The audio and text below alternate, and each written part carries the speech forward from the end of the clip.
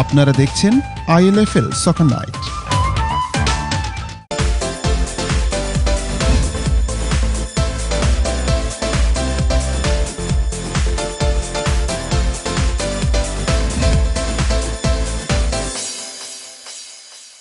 We'll do some other stuff.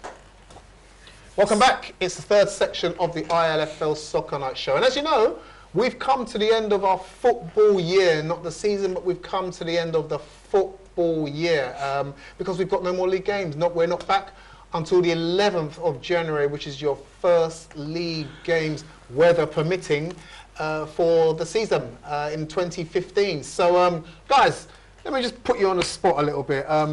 We've come to the end of an academic year now, another successful and highly productive year for the ILFL. Highlights?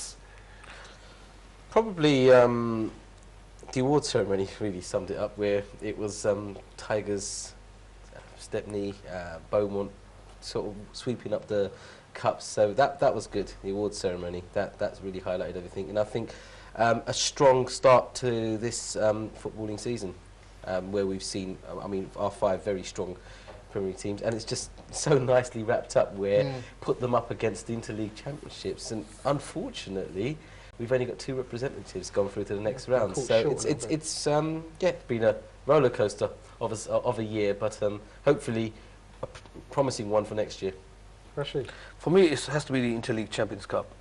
It's refreshing and challenging to engage with other league teams and play other teams, and it shows where you are, a little benchmark in terms of quality, where you need to maintain. Obviously, we've seen that we struggled from the ILFL team, so they know next year they need to better themselves or play better football in terms of competition-wise. So I think, for me, it's an excellent competition where you engage in working with other leagues and other teams, and hopefully in the years to come we can grow from 4 to 6 to 8 and have more teams participating in this competition. I have to agree. I think one of the tournaments, one of the long-standing tournaments that have happened within the borough, within the county of London, is the London Cup itself. And there are some teams who have the privilege and the honour of playing in that season after season or intermittently throughout the seasons, but there's a lot of teams that don't. They haven't got the resources, they haven't got the finance, they can't travel, they can't do whatever it is. And this gives just a group of teams the opportunity to test themselves against others. And when I turn to you now, Jermaine, I mean, you may echo that, and you may have your own sentiments on the success of the Champions Cup. You know what, I've said to the teams, you know, go out there and just enjoy it. You know, don't take it really too seriously, but really enjoy it. If you lose, you win. You know, don't think you've let the league down or anything, but as a team, just enjoy being in something which, you know, is really good. But I think most of the teams I spoke to yesterday, they gave the extra 10% push because knowing that this is the Interleague Champions Cup, you're playing against champions of other leagues, for be it Cup or Premiership or Division 1. And I saw that desire and the extra 10% that they maybe would not given on other Sunday league, but they gave it yesterday because it's the Interleague Champions Cup. Tottenham Phoenix, like you said, you know, they was the ones that you could hear from wherever you was in the marshes. It meant that much to them, and I was really happy for them because that's my team as well. And they were really overwhelmed, and to make it even better, Tottenham Hotspurs won yesterday as well. So yeah, it was really good. And like I said, it's a break away from the normal, and people, you know, are embracing this competition, and you know, they're really enjoying being in it. Fantastic indeed. For all of you that took part, and all of you that are watching, to hear the compliments and the comments that are said about you, well done to you. By all accounts, it was a fantastic day for all teams that took part. The spirit, the harmony and the communication between everyone was first class. It was exemplary. There was nothing negative to talk about, and all we've got is positive feedback from everybody that took part. So well done to all the players, all the teams, all the officials, everybody that took part, and let's hope that it continues throughout the rest of the tournament.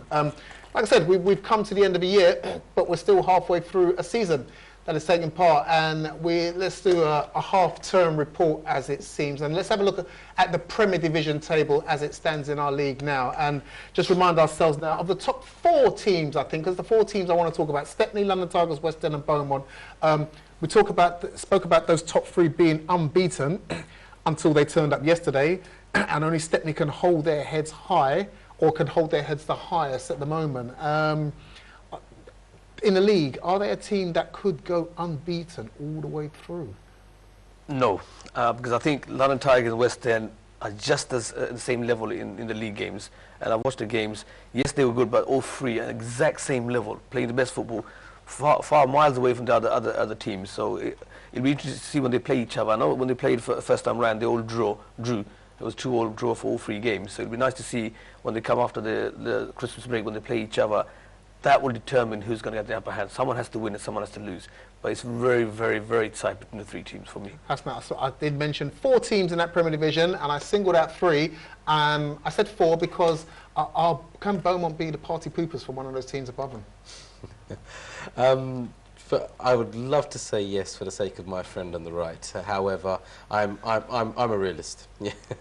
Being realistic, Beaumont, they will hold on to that 4th place. They could possibly, depending on how the other 3 scrap it out, sneak into 3rd. But I'm really sorry, Beaumont. That's as high as I hold you. Somebody once said football is a game of 2 halves, and seasons are like that as well. So we'll wait to see what happens in the new year. The First Division is just the same.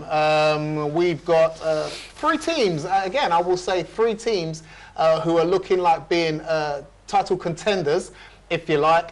In the First Division, we've got SCTA at the top, Reach Out just behind them, and Bow in 3rd place. Those 2 teams, SCTA and Reach Out, they are teams looking to be in the Prem, and at least one of them to be in the Champions Cup next season. That's right. I think Bow will have a say in terms of who wins the league, in terms of between the City and Reach Out, because they're playing good football.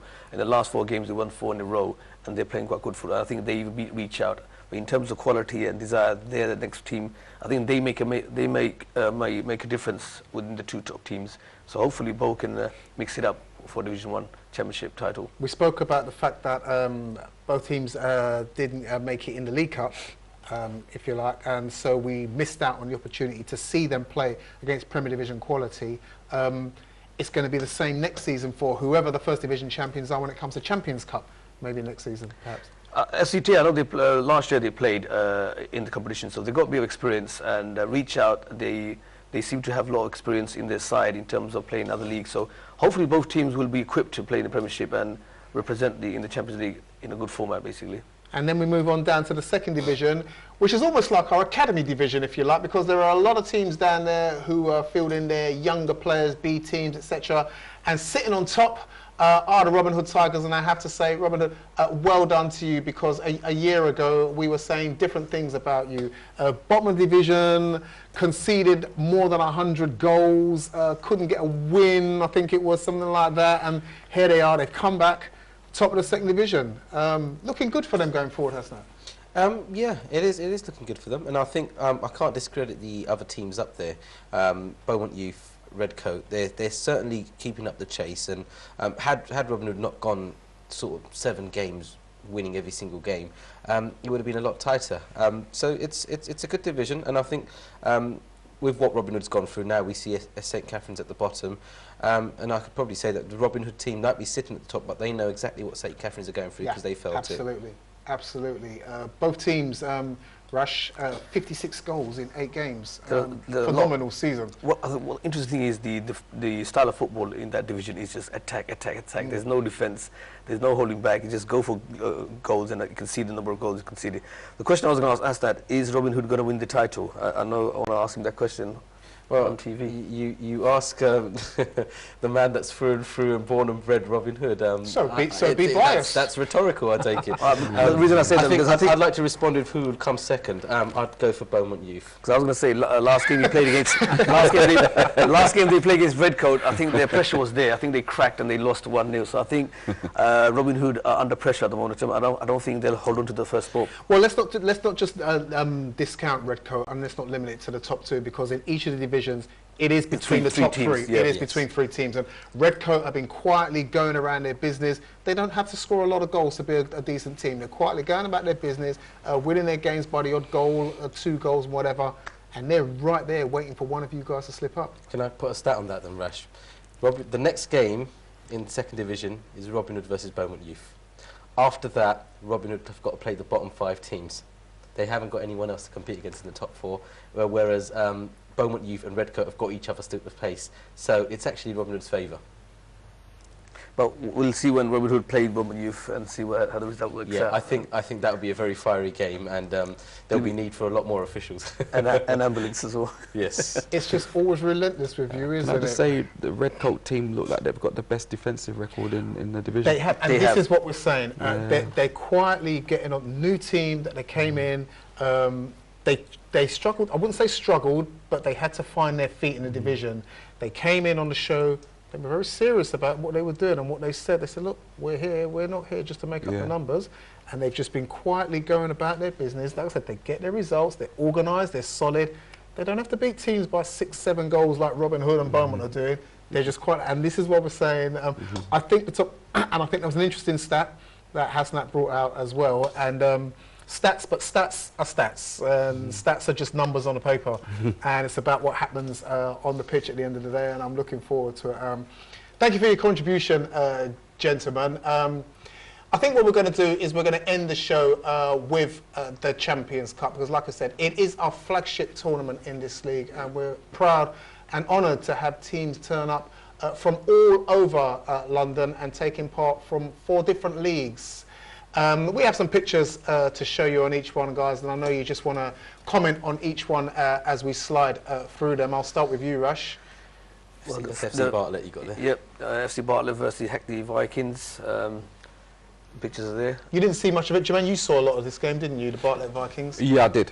And like I said, Hackney Vikings were very, very controlled and just went about doing... Do you think they played within themselves a little bit, Vikings? I think to be honest with you, in general, I think the teams from that league have really progressed from last season when they was in the competition, and you know they just did what they did and played to their strengths, and it worked on the day. And Meteors, Virgin, like you said, Virgin were no response they could give to London Meteors, but Meteors are the team in form. I think with Virgin, it's the first time they played in this competition. I don't think they anticipated the level of competition, because the fitness wasn't there, the pace wasn't there, and I think Meteors took advantage and they just scored 5, 6 goals early in the first 20 minutes. It's difficult when it's your first time in a competition and you come up against Meteors.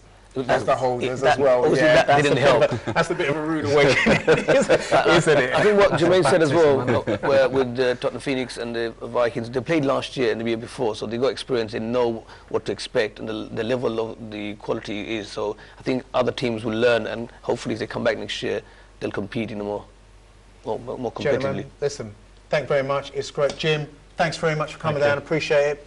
You're welcome. Jermaine as well. Hasnat, Rush. We are out of time. That is it for us on ILFL Soccer Night, and that is it for another year, if we like. We've got no live football, no highlights to show you from next week, but we've always got football chat for you each and every week. Don't forget, it's cup draws next week and possibly even the week after. Who knows? But for now, from Jim, Jermaine, Rashid, Hasnat, and all the guys behind the screen, and from me, thank you for watching, and it's good night.